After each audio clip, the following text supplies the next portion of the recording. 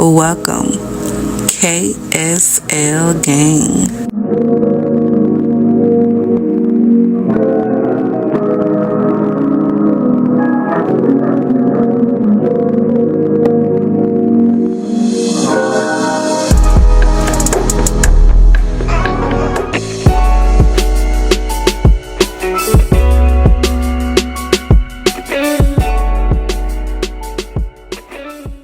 Welcome KSL gang. Today I'm going to be reviewing Fresh Amalfi Lemon Body Care from Bath & Body Works. One thing about me, I absolutely love citrus gourmand fragrances, which this one is not. Because you know sometimes citrus fragrances can have like a cleaner smell to it. And if you watch my Who Did It Better on Ice Lemon Pound Cake from this year, that shower gel had like a mixture of a cleaner smell to me, which the one from 2023 did not. So it can be a little tricky sometimes. I still wanted to try this one out because I love lemon things. Okay, let's jump in. The notes are lemon leaves, chilled spearmint, and cedarwood citrus. Starting out with the fragrance mist, on the opening you get this burst of fresh lemon, but it does smell a little bit more fresher, a little bit more green, because if you look at the notes, it's lemon leaves. It's not like the flesh of the lemon where it might be a little bit more sweeter and juicy. So it's this super refreshing lemon scent with a hint of greenness. What I absolutely love, the spearmint is not strong at all. Now if it had peppermint, I think that would have been pretty strong in this scent, because spearmint is more milder than peppermint, so it's way more delicate and softer, and that's what it's giving in this fragrance. But I think it was very much needed to give it like a cooling effect, to give it like a little bit layers. With the cedarwood citrus, that was a needed note as well to give it some depth, because this one is a really strong lemony scent. So as it dries down, I do get more of that wooziness